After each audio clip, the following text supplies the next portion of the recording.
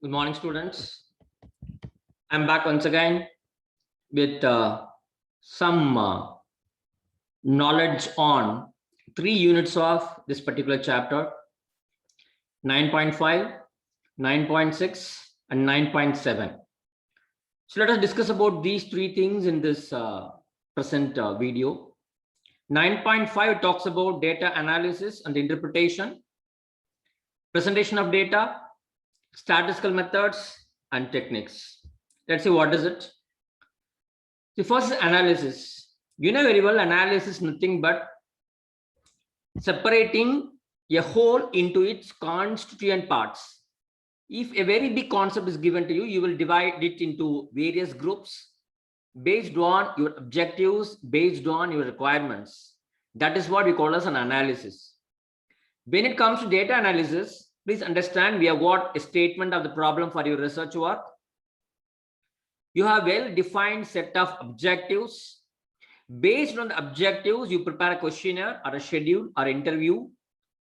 And in analysis, you are going to split, you are going to break the whole of your study into various categories based on the specific questions. For example, see, I have done a project like information literacy skills and social media literacy skills of PG students. Okay. So how I have divided my analysis: first part, socio-demographic information about the respondents, their age, their course, the college, such kind of things. And second part, information literacy skills. Third part, social media literacy skills. And fourth part, suggestions and their interest to include social media and information literacy as a curriculum. So 4 major divisions. Under information literacy skills, I have got 7 different categories. I followed Cornell 7 pillars model of information literacy. So I analyze my data under 7 different headings: pillar 1, pillar 2, pillar 3, pillar 4, pillar 5, pillar 6, and pillar 7. Fine. So first part, socio-demographic particulars. Second part, information literacy skills, which is again divided into 7 different subdivisions.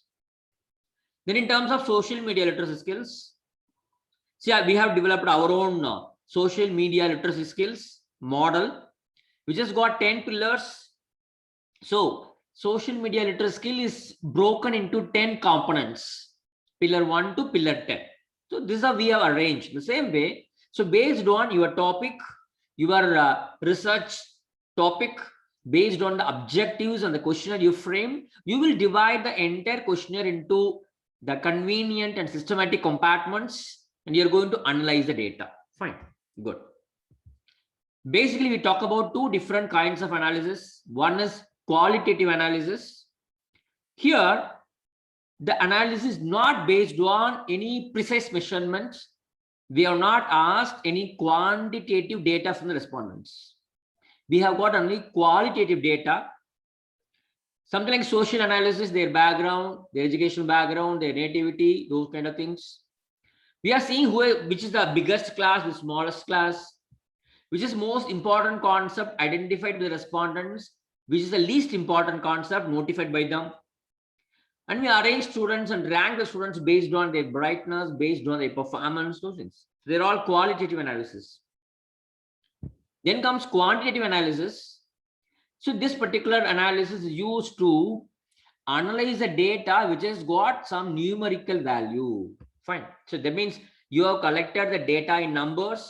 So those data are analyzed with quantitative analysis tools. When you talk about quantitative analysis tools, it has got many ranges. You can just have a frequency table. You just go and count the numbers and you list the frequency. How many said no? How many said yes? Simple frequency. Or you can go beyond. You can use descriptive statistics, where you can give a description of a summary statistics of your data.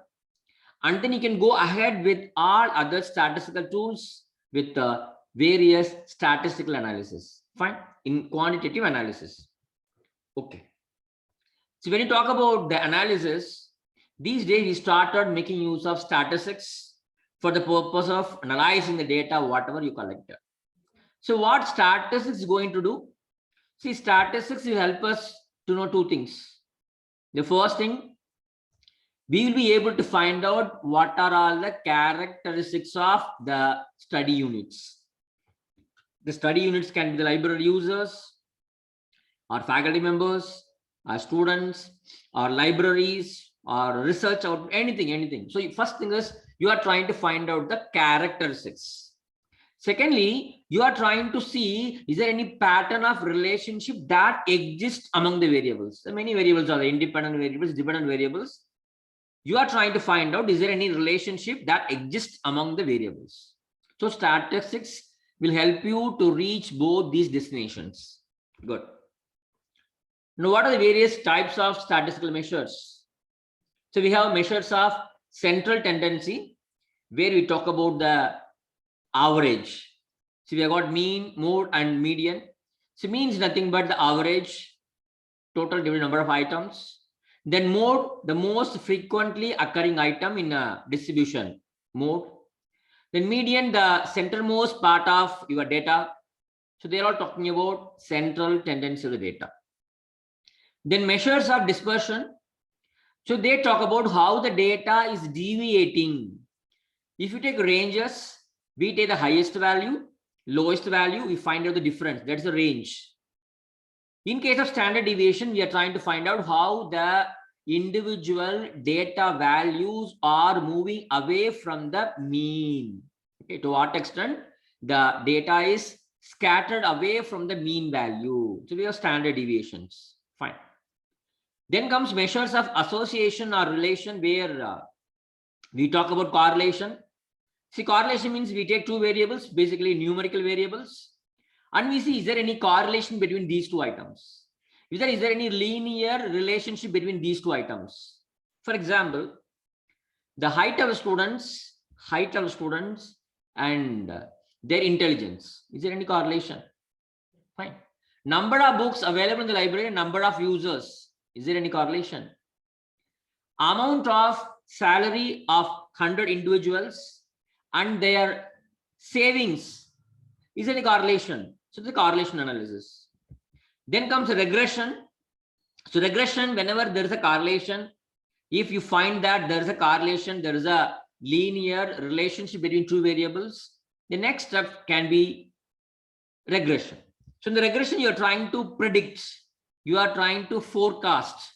See, given a set of variables, you will be able to find out the missing variable. For example, if you are given with the revision time taken by students of 100 students, how much of time they take in revising the subject, and their IQ score, then the marks they score. So if these data are available, using the regression line, you can create a model based on which, if you are giving a particular student's revision time IQ score, the system will tell you how much would he be scoring in the examination. So regression model. We have got both a regression model meant for numerical data, and the logistic regression meant for even nominal or ordinal data. Fine. Then comes I-square test, a test where we find out whether is there any relation, any association between two nominal variables or one nominal and one ordinal value. That is I-square test. Factor analysis is a kind of data reduction tool. When you're having a lot of statements, maybe on job satisfaction, you may conveniently categorize and group these individual statements into few ordered categories, few ordered factors, so that one factor may consist of a good number of statements. So factor analysis. Then comes analysis of variance. So variance is nothing but to what extent a data is away from the mean value. Fine. So to analyze the variance, we have one-way ANOVA, we have two-way ANOVA. ANOVA stands for analysis of variance. Okay. So both the methods can be used for analyzing the variance. Then we have multivariate analysis. So in many of the statistical tools, we take one or two independent variables or even three independent variables, and we see their effect on single dependent variable. Fine. But if you want to analyze a case where you're having more than one dependent variable, then that becomes multivariate analysis. For example, you want to study the effect of revision time and IQ score of students on max mark and science mark. So here we have got two dependent variables called science mark and max marks. We have two independent variables called revision time and IQ score. So that's called multivariate analysis. Then comes analysis of covariance. So when you say variance, we are studying how a single variable varies. But in the case of covariance, we take two variables and we study how these two variables vary together. Okay, fine. That is analysis of covariance. Then comes time series analysis. So many a time in library science, we have time series data. So how many books are purchased in the last 25 years? Year-wise data. How many users have visited the library? Year-wise data. How many books are circulated in the last 20 years? Year-wise data. So whenever you get this year-wise data, this can be subjected to time series analysis. It can be seasonal time series analysis or cyclical, or to check the trend.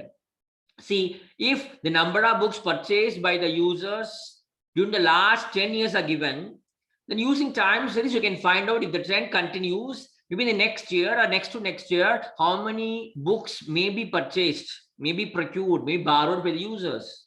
So that kind of analysis or called as time series analysis. Fine.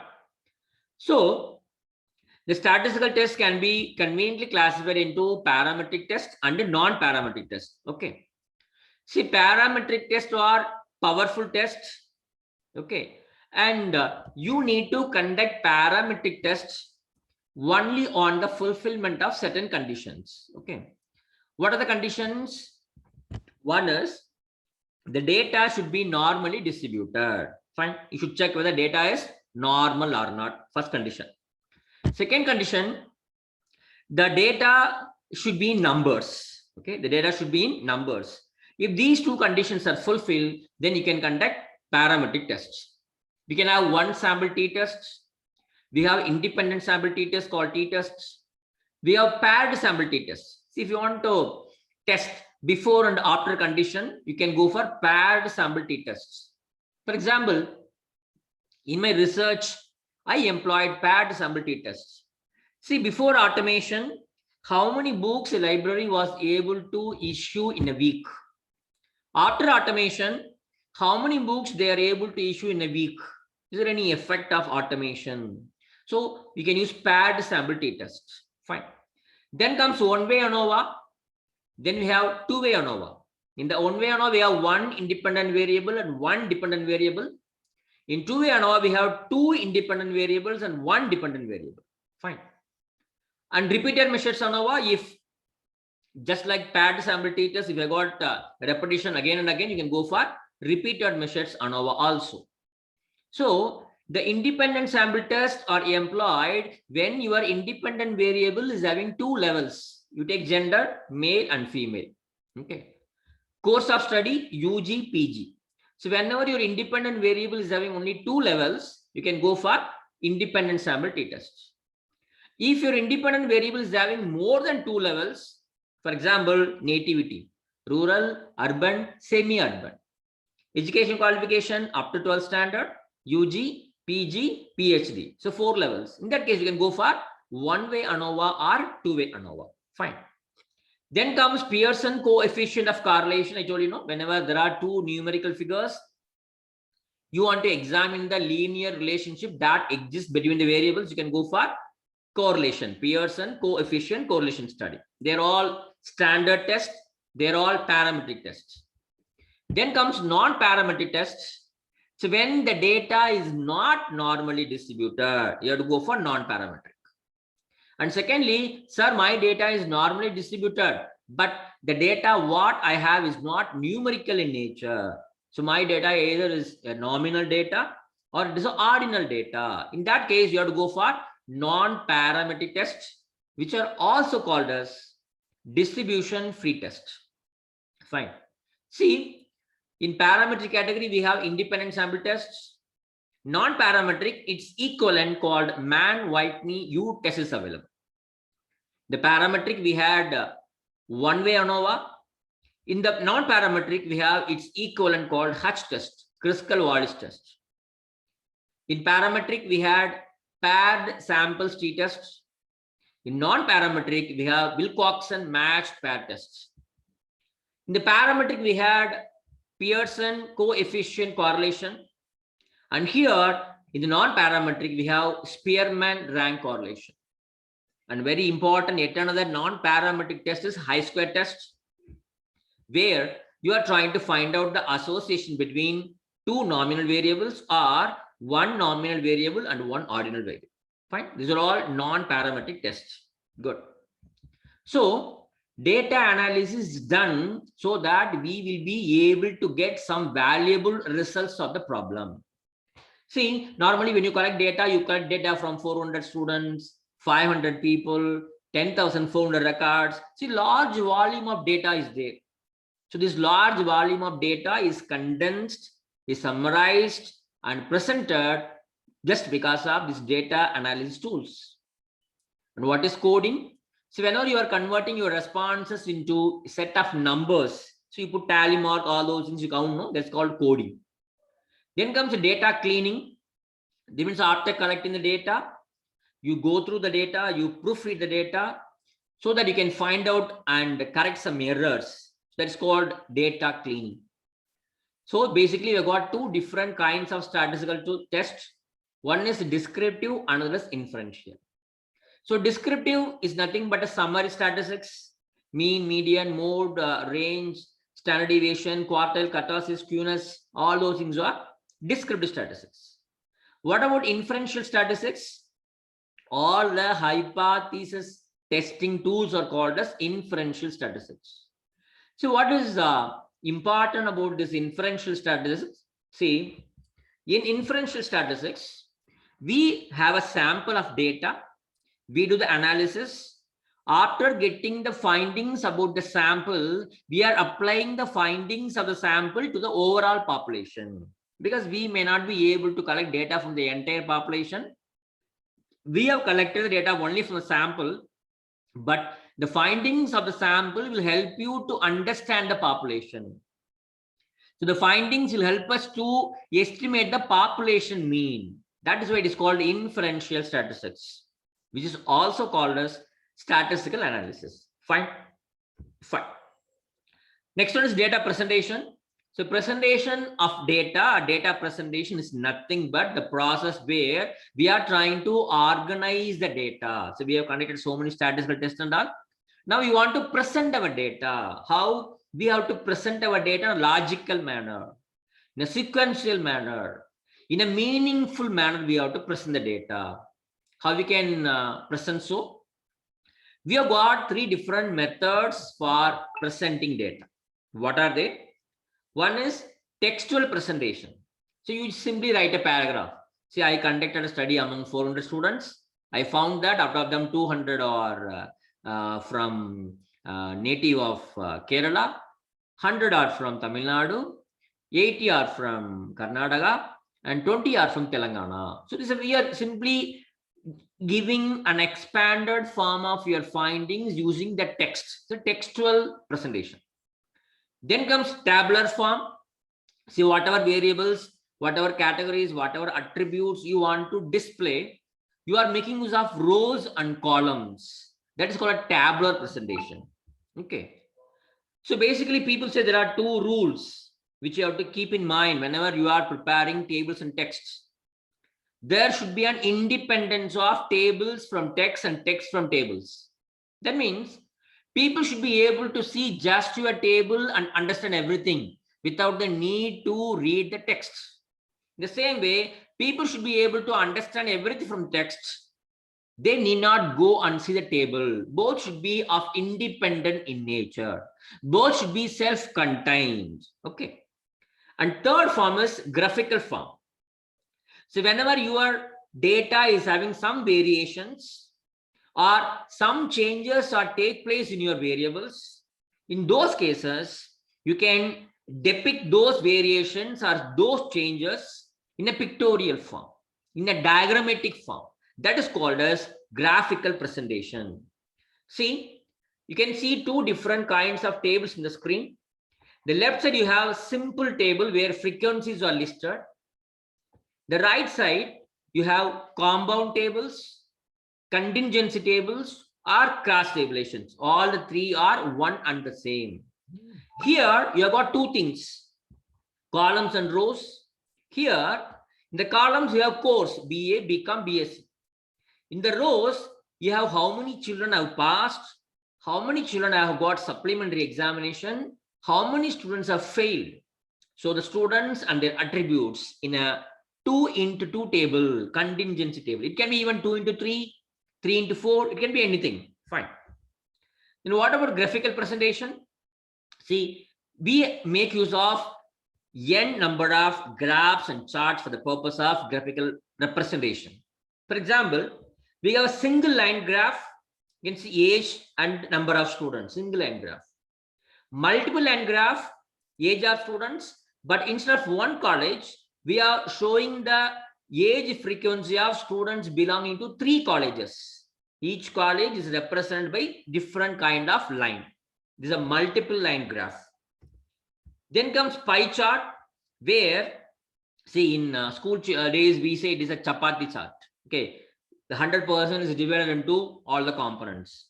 See, I got a chart where we're telling how many students are studying in BA, BCom, BSc. A pie chart is a simple pie chart.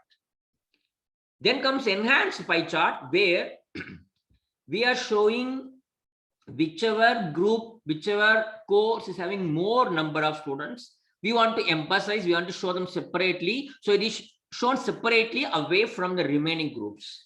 This is known as enhanced pie chart. Then comes simple bar chart.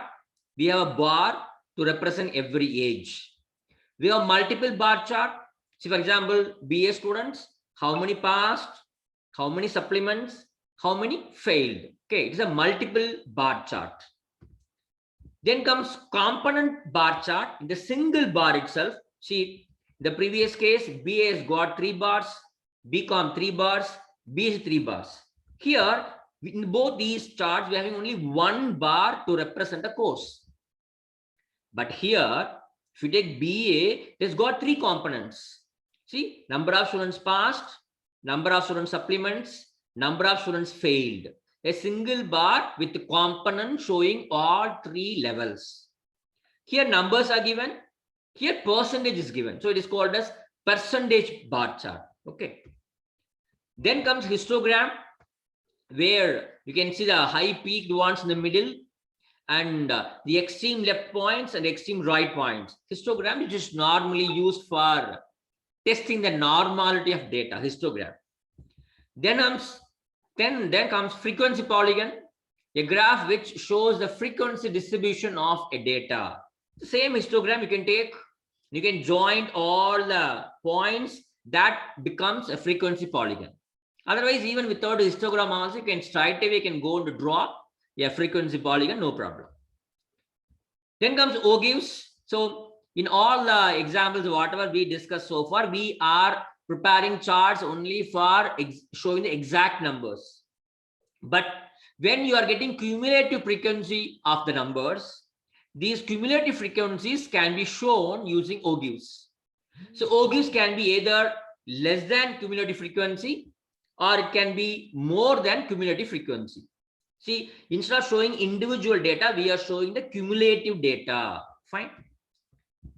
Then comes box plot. See, box plot is kind of a chart, a graph, which will help you to show 5 different descriptive statistical items. What are the 5 items? See, we have a mean here, 53.5. We have minimum 17. Maximum count is 84. And we have lower quartile. This is a lower quartile. First one, 40.25. We have upper quartile, 65.75. Also, all the 5 descriptive statistical items can be displayed using box plot. Then comes scatter plot.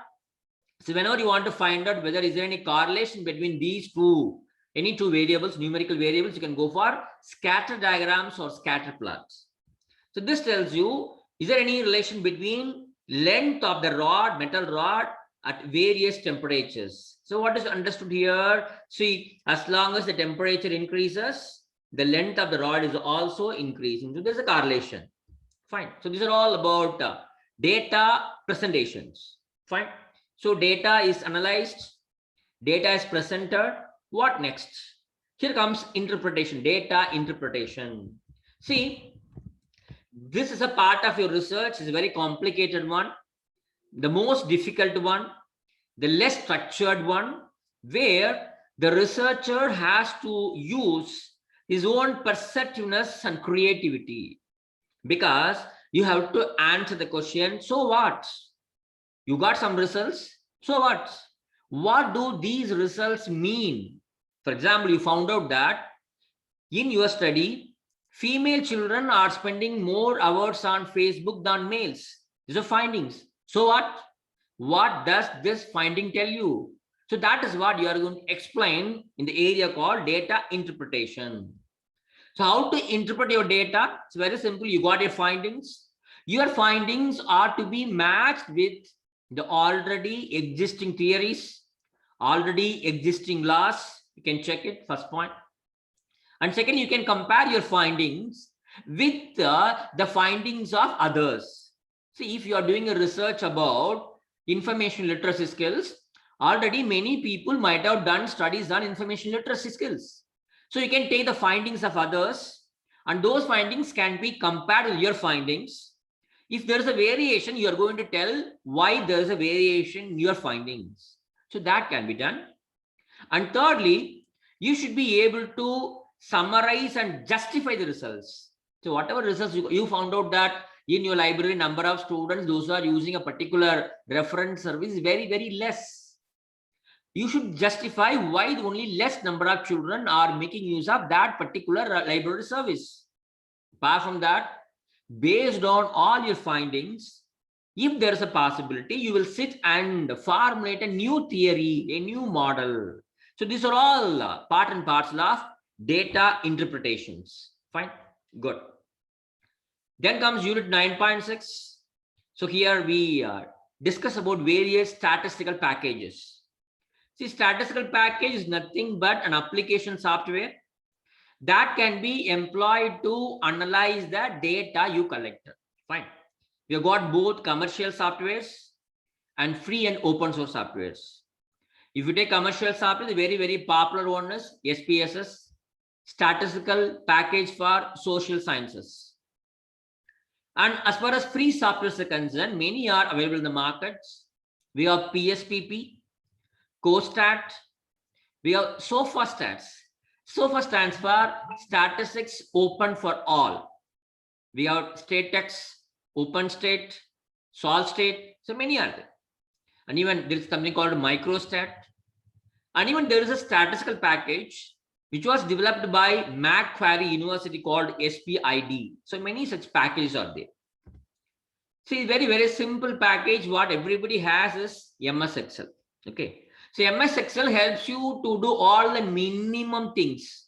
You want to find out the total, you want to find out the percentage, you want to find out the mean, you want to find out the frequency, cumulative frequencies. You want to prepare all kinds of charts, whatever we discussed in the previous slides. All those things can be done in Excel. So Excel is an excellent program for preparing graphical presentation of your text. But if you want to do some kind of statistical analysis, then you have to install some add-ons. See, for example, there is an add-on called Data Analysis Tool Pack. If you install this particular tool pack as a part and parcel of your MS Excel program, then no wonder you will be able to conduct a good number of statistical analysis. See, they say that you can conduct 16 types of descriptive statistical analysis: mean, mode, median, range, variance, standard deviation, variance, kurtosis, skewness, total count, maximum, minimum. All these things can be found out if you have installed this particular add-on pack. Otherwise also, in SPSS, there is a provision to create pivot tables or pivot tables. You can decide what variable should be on the row, what variable should be on the column, and how the data is to be summarized based on the count, based on the percentage, based on the total. It's a very, very useful feature you can see in MS Excel. And apart from that, if you have got that add-on package or the comments, you can conduct ANOVA, single factor, one-way ANOVA, two-way ANOVA, repeated measures ANOVA, all those things you can conduct. Not only that, you will be able to find moving average. See, if you take a stock market, they'll see what is the price of the stock every day, what 30 days, 40 days they take and they add and they divide by total number of periods, they get moving average. So moving average can be calculated. Rank, percentage score, regression you can do in MS Excel.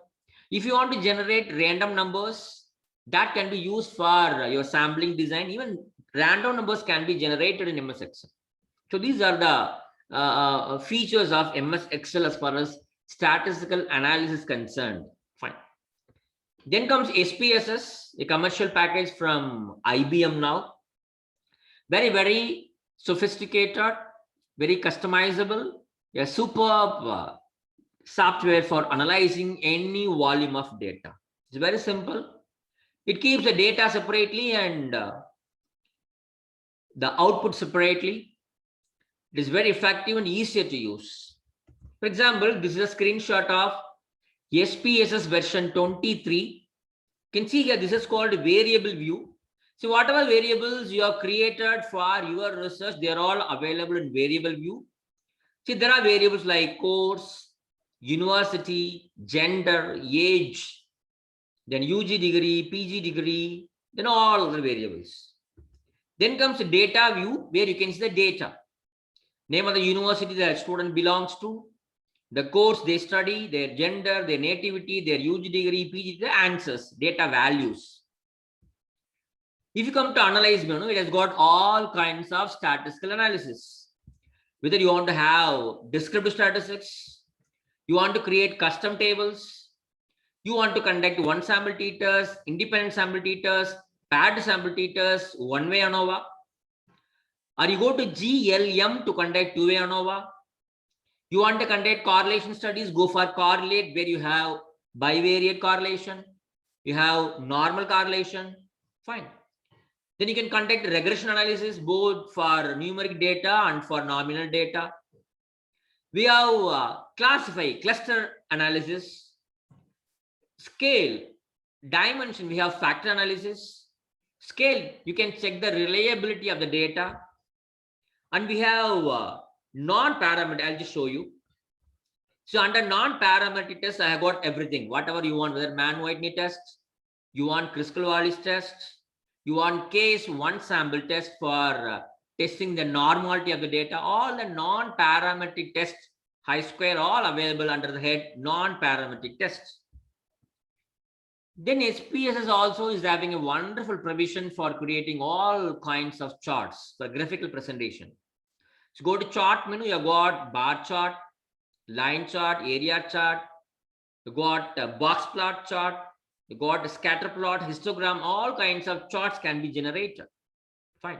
So SPSS is a one-stop package for conducting all varieties of statistical tools that you require for your analysis. Fine. Then comes WebExcel. In library science, a good number of researchers are attempting their research on bibliometrics, scientometrics, or even webometrics, infometrics, all those metrics. So here, what we do is that we collect data on research productivity. For example, we take a topic like machine learning. So we collect data on machine learning, how many records are published so far, maybe around 4,000 records. All those 4,000 records are downloaded, and these records are analyzed in separate bibliometric software packages. Fine. We got few bibliometric software packages, something like HisSite, something like BibExcel, something like BiblioShiny. So BibExcel is a freeware, so anybody can use it. Is a free not-for-profit package, which was developed by Ole Persson of Sweden. Here, there are some good features of BibExcel I would like to show you.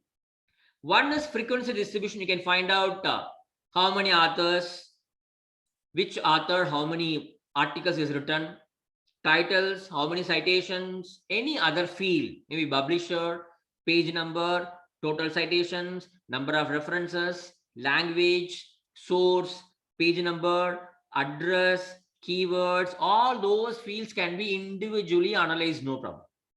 Otherwise, you can check for co-occurrence analysis.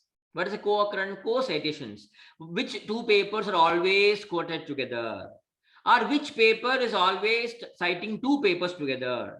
Co-author analysis, co-word analysis. Which two authors are always appearing together?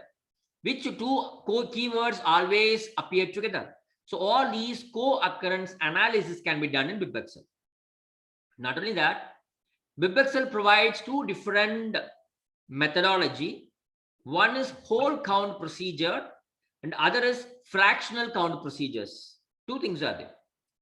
If you take whole count procedure, see if an article is written by 3 authors, then each author will get 1 point. It's a whole count procedure.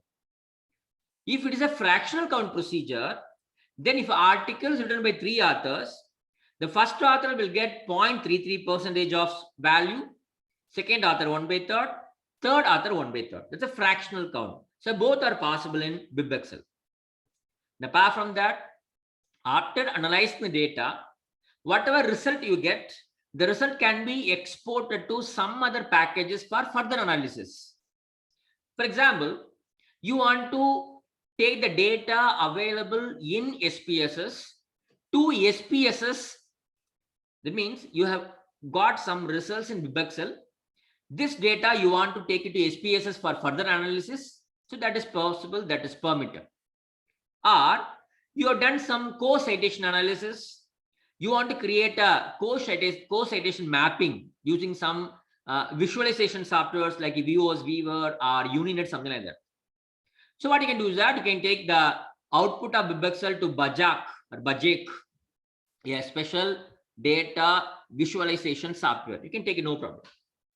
And apart from that, see, from BibExcel you can analyze the data taken from Web of Science or PubMed or Scopus. So BibExcel supports data taken from a good number of databases. So that conversion facility is always available in BibExcel. Good. Here,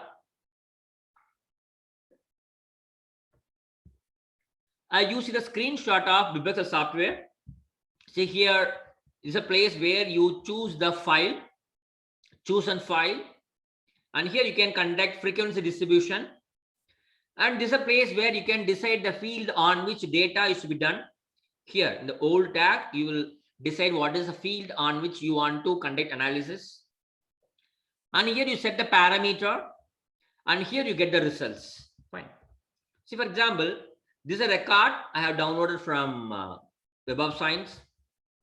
So here we can analyze things on all the fields, whether on author field, title field, source field, language field, document type field, then keywords, abstract, address, then funding agencies, then page number, number of references, total citation, Z9 citation, usage 1, usage 2. So each and every field can be chosen and analyzed in BibExcel. Fine.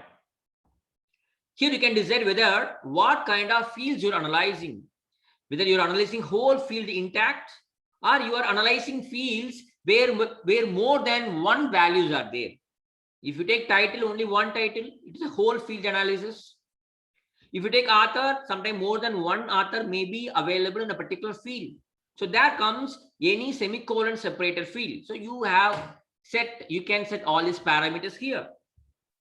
Then you can analyze the data taken from Web of Science, RIS, Scopus RIS. RIS means Research Information System formats, Medline formats, silver-plated formats, EA Commendex, EndNote show type. All these data files, both bibliographical and non-bibliographical fields, can be analyzed using BibExcel. And here you can take the output of BibExcel, which can be converted into Bajek or Viewers Weaver or map equation, or NetDraw, or Usenet, or all such kinds of softwares. Fine. Then comes R statistics. See, now we are living in the age of R statistics. It is a free software, an open source software. It is a programming language that helps you to conduct all kinds of statistical analysis. All kinds of graphical representations can be done in R. See, originally R was developed and written by Rose Ihaka and gentleman at Department of Statistics of the University of Auckland in Auckland, New Zealand, long back in 1993. Afterwards, now at present, the language, the software is being currently developed by the R development core team. Okay. Now, actually, see, whether you are having the procedures written in C or C++ or .NET or Python or Fortran, all those things can be integrated successfully in R. Absolutely no problem.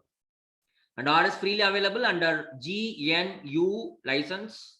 R for Linux, R for Windows, R for Mac, all are available.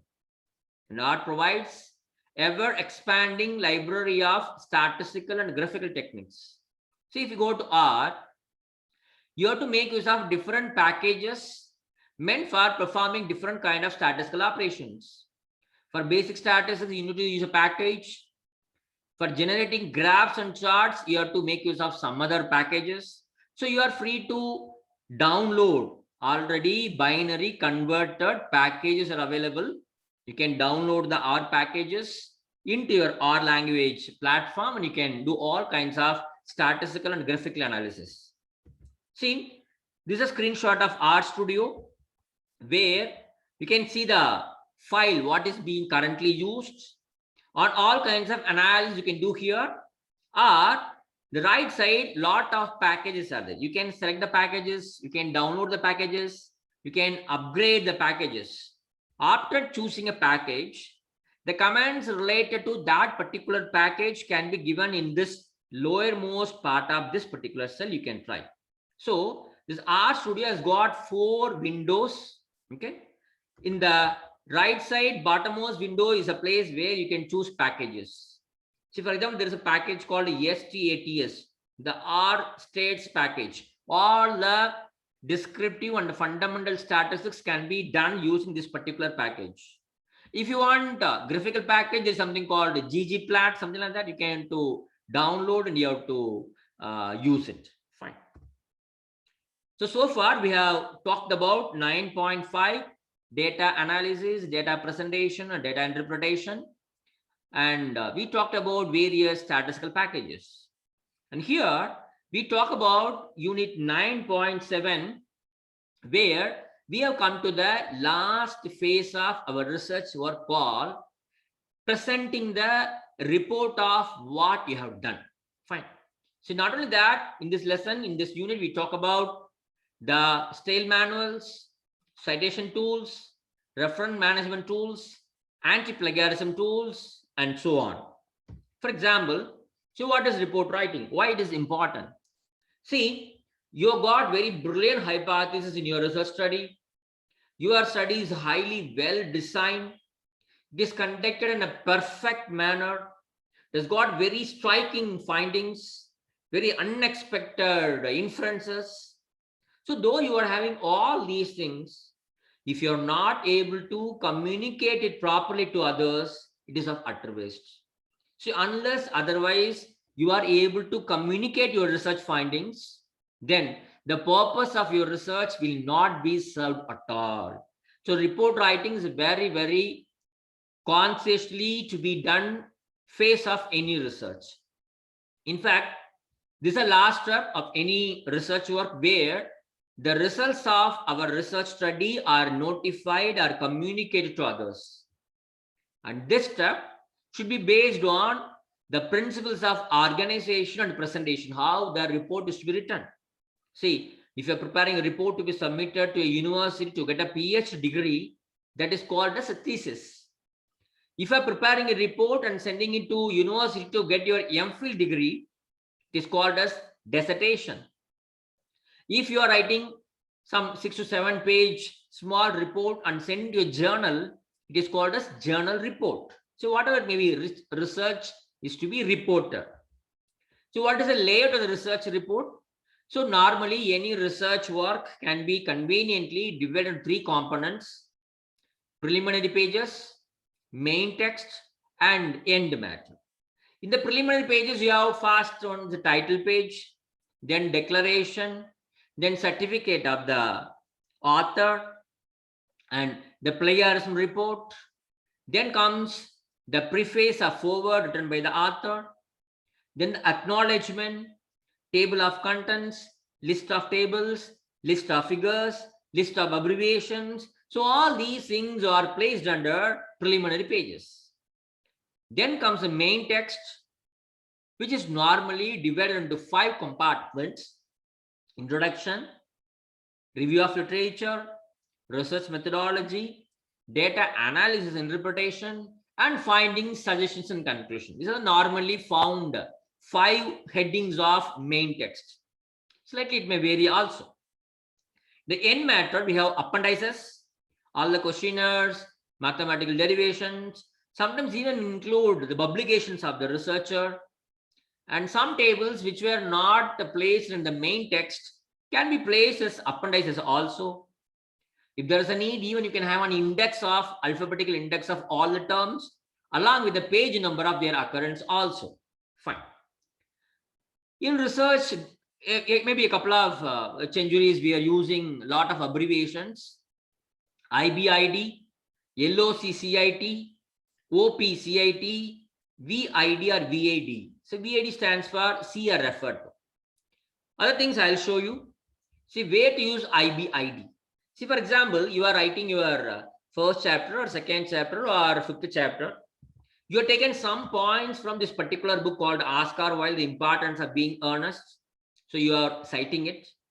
From the same book, the same article, you have taken one more point and you write IBID. So same resource, immediately previous resource I am using once again. Only page number is different. Suppose again you are using same reference, same page number, you can simply write IBID, in the sense same reference, just immediately preceding reference. Fine. Then comes for repeating citations, you can use either loc.cit or you can use op.cit. For example, you are using one citation called Sharap 2011. Then you are using, second time you are using another reference. And again, when you want to use this Sharap, you need not repeat it. You can simply write loc.cit. That means if there is only one reference in between the references, you can make use of loc.cit. It is not immediately preceding. There is one extra item in between the same resource. So you can make use of LOC. Suppose if number of references between this Thompson and this Thompson is more than 1, you can go for op.cit. Here you see 2 references are in between this Thompson. The first time I refer to Thompson, then I refer to Dew, again I refer to Dew. Now I want to quote Thompson once again. Then you can make use of op.cit. Fine. Then comes style manuals. So whenever you are writing your research work, you need to some guidelines so that there will be some standardization, there will be some uniformity in presenting your research report. See, you need to follow some kind of rules with regard to punctuation, with regard to capitalization, with regard to citing sources, with regard to formatting the numbers, with regard to formatting the dates, or with regard to how your table should be set, how various parts of the table are to be written, how figures are to be drawn. So you need some kind of standard that will guide you on all these things. So that kind of standards are called as style guide or manual of the style. So why should we follow a style manual? So that there will be a uniformity throughout your research piece, not only within your documents, even within your library. When everybody is following one standard, there will be a uniform presentation of things. Fine. So in order to ensure uniformity in style, uniformity in formatting, you are supposed to use some style manual. So how many style manuals are available? Around hundreds of style manuals are available. I would like to show you very few things to you. See, I just show you some popular ones. Chicago Manual of Style, you can follow. Then comes Durabian Style, a manual for writers of term papers, thesis and dissertations from Chicago University. We have ACS Style Manual from American Chemical Society. We have American Medical Association Manual of Style from American Medical Association. We have APA Style, a very, very popular one for social science. APA Style from American Psychological Association. We have American Sociological Association Style Guide. We have Geoscience Reporting Guidelines. We have IEEE Style for computer and IT related research reporting. We have Little Style Guide for language writers. We have Modern Humanities Research Association Style Guide. The very popular Modern Language Association MLA Style Manual and MLA Handbook for writers of research papers for language writing. We have SBL, Society of Biblical Literature. Those who are doing research in Christianity and other religions, they can make use of this particular style. We have Council of Science Editors, CSE Manual. We have Style Manual for Political Science from American Political Science Association. So many such styles are there.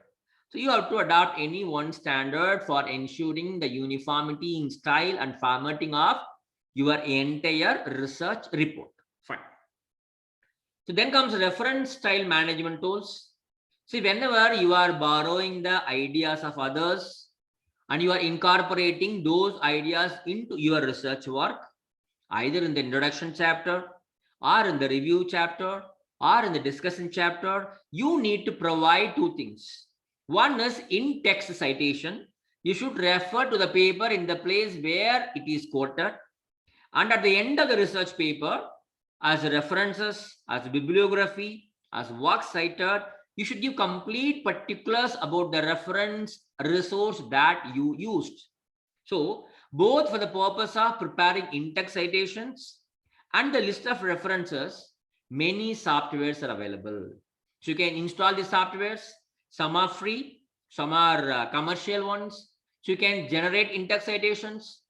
You can generate references in hundreds of styles. So you need not by heart any style. Just go to the software. You tell the software, I want this particular description to be available in APA style, MLA style, Chicago style. Immediately it will give you. Softwares are there. You can manage all the references. So we have Zotero, a free desktop platform which can be downloaded and installed in your system. Then Mendeley desktop version is also available. Then RefWorks, EndNote is a commercial one. BibDesk, JAPREF, Reference Manager. So many such kind of reference management tools are available. Apart from that, a good number of online citation tools are also available. So you need not download any software. You can simply go to these online tools and you can create in-text citations and the list of references using hundreds of styles. So for example, BibMe is there, Citation Machine, CiteFast, SiteLighter, RefDot, Zotero Online, ZBib, that's known as ZBib, EasyBib, Cite This For Me. So these are all very good online citation management tools. That means you can go and create reference lists according to any of the styles. Some online tools, they support only very popular 3 or 4 styles, but some online tools, they support hundreds and hundreds of style manuals. Good. Then comes anti-plagiarism tools. Nowadays, we bother about plagiarism report. Once you submit your thesis, they will check your paper against any standardized softwares. They tell you 5% plagiarism, 10% plagiarism, something like that. How to find out the percentage of plagiarism? They call similarity index. How to find out?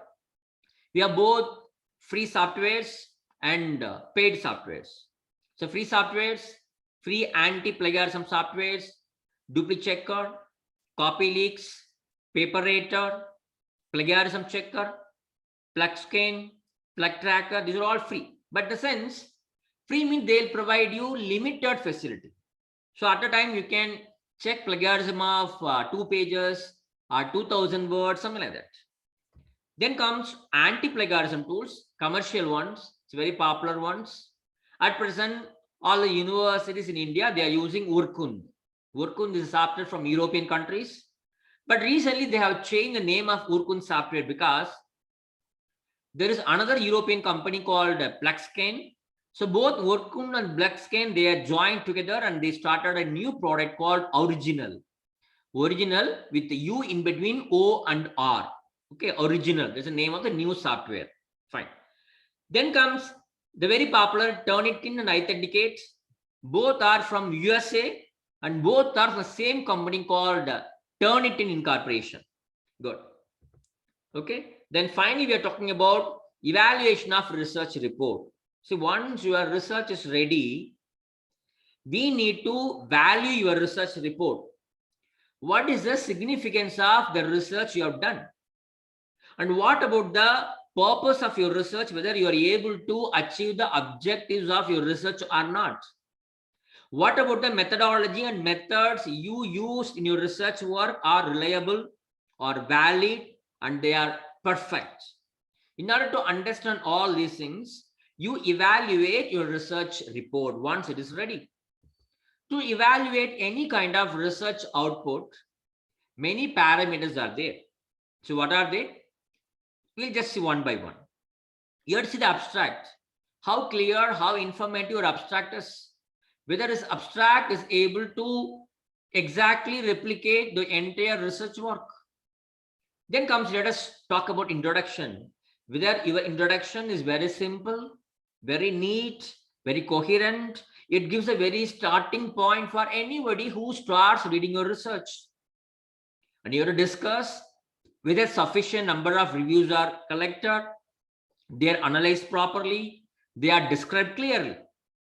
And you have to see to what extent the review of literature findings are having some kind of relevance to your present research work. Have you made any hypothesis? Have you made any kind of constructs? If it is so, how clear they are? How you are going to evaluate or test those hypotheses? So in general, you have to see whether introduction part is setting the stage for the entire research work. You have to check. How to check the method section, how to evaluate it, you have to see whether the population and sampling of your study are clearly described, both in numbers and in terms of their characteristics. Whether information about the questionnaires are given fully, or whatever materials you use for data collection are fully described in the paper. Whether procedures of data collection is given very clearly, how the data was collected, when was it collected, where was it collected, whether all these data are available clearly or not. It's very simple. If somebody is going to read the research methodology section of your research paper, whether they also will be able to replicate the study, whether they also will be able to conduct the same study in another location, another environment. So that is the criteria we need to use. Then results, whether the researcher has used opt statistical tools, whether it is correctly analyzed and interpreted, whether it is interpreted in an appropriate manner. So you will not believe, even to report high-square statistics or ANOVA statistics, there are rules. Whether those rules are followed, whether results are properly expressed in text, whether textual representation is good and neat and clear, the tables are neat and the tables are appropriately labeled, whether the presentation is well organized, the presentation is logically arranged. Fine. So all these things are to be checked against the result section of your research work. Then comes the discussion section. You have to see whether the hypothesis set in the introduction part, they're all tested. What is the result or hypothesis? If the results are turned in a different way, what is the reason for that? To what extent your findings are correlating with the findings of others? To what extent your findings are corroborating or contrasting with others' findings? Is there any logical explanation for the deviation that you find in your research findings? Fine. Whether you have, whether the report has given a due account of all its limitations, whether the report is giving suggestions for the future researchers, is there any take-home message for the readers? So these criteria should be used for evaluating the discussion section of your research work. The reference section you should understand and check whether all the references are given in the proper style, any one style, whether all the references that were cited in the in-text, they are all included in the reference list or not. You have to ensure. Then at the end, you have to check how generally the whole paper is written. What about the grammatical presentation? Whether there's any grammatical error, whether sentences are correct and clear, and whether the entire reading of the paper was smooth and it was taking you along yellow brick road. So these are different methodologies that can be adopted by you to evaluate any research report. So dear friends, in the last 1 hour, we have been discussing about data analysis, data presentation, and statistical packages, research reporting, anti-plagiarism tools, online reference management tools, and finally evaluating the research report. So thank you so much. I would like to end my presentation here, and I would be back again with one more video on the remaining 3 units of research methodology chapter. Till then, take care. Thank you so much.